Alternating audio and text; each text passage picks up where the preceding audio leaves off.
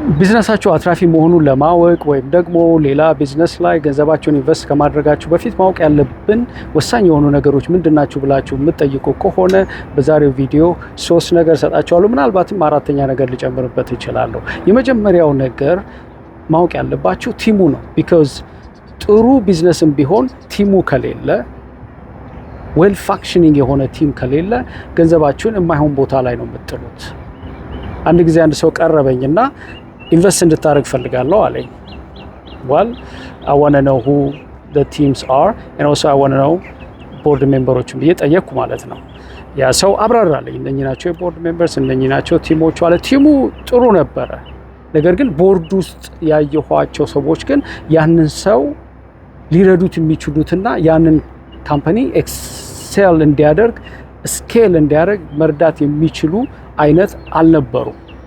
እና የኔ ኮንሰርን ለሰውየው የነገርኩት ምንድነው ምንም እንኳን አንተን ባምንብህም ቲሙ ቢኖርም ቦርድ ኦፍ ዳይሬክተሮቹ ግን አንተን ሊረዱህና ይሄንን ቪዥን ወደ ሪያሊቲ ትራንስሌት ማድረግ የሚችሉ በጣም ወሳኝ የሆነ ነገር ደግሞ አንተን አካውንተብል የሚያደርጉ ሰዎች፣ አንዳንዴ ስትሳሳት ተሳስተሃል የሚያርሙ እውነቱን የሚነግሩ ሰዎች እዚህ ውስጥ ላይ እነኚህ በሙሉ some of them ዘመዶች ናቸው፣ some of them ደግሞ ጓደኞች ናቸው። ስለዚህ እዚህ አይነት ቢዝነስ ውስጥ ኢንቨስት ለማድረግ እቸገራለሁ አልኩት። ተነጋገርና እሺ ግድ የለም ቦርድ ሜምበሮች ሌሎች አስገባለሁ፣ አንተም ሪከመንድ የምታደርገው ካለ እኔ አለ።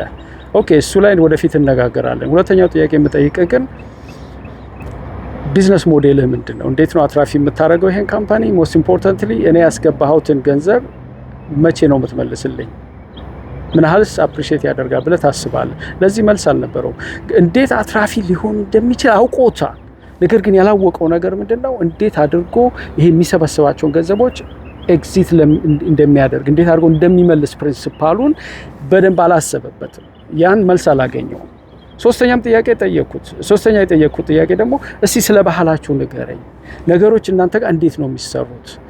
በሚያብራራልኝ ጊዜ ይሄ ሞቲቬት የሚያደርግ ሞር ፐርፎርማንስ እንዲጨምር የሚያደርግ ሰዎች እንዲሰሩ ጓግቶ እንዲመጡ የሚያደርግ ነገር ካልቸር አላየሁበትም።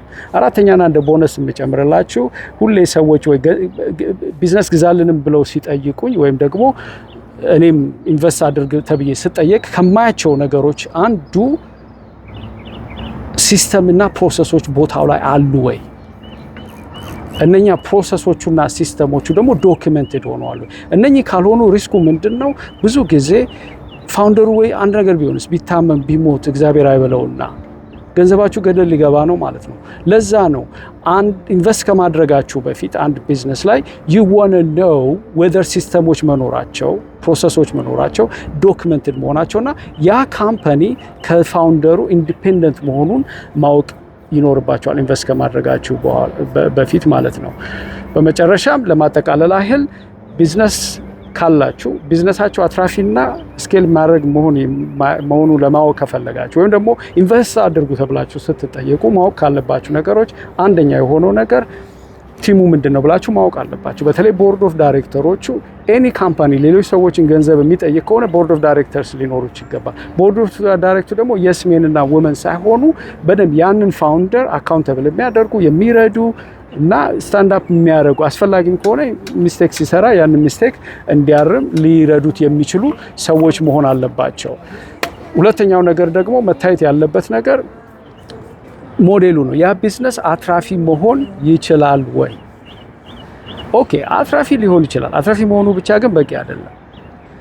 የሰጣችሁትን ገንዘብ መቼ ነው የሚመልሰው? በ3 ዓመት በ5 ዓመት አፕሪሺየትስ ያ ገንዘብ ያደርጋል ወይ? ካሽ ፍሎስ አለ ወይ? ካሽ ፍሎ ከሆነ ስንት ነው ካሽ ፍሎ የማገኘው? 10%፣ 15%፣ 20%። ምክንያቱም አንድ ገንዘብ አንድ ቦታ ስታስገቡ ሌላ ቦታ ያለ ኦፖርቹኒቲ ኮስት ይኖራል። ሌላ ቦታ እኮ ኢንቨስት ማድረግ ትችሉ ነበር አይደል?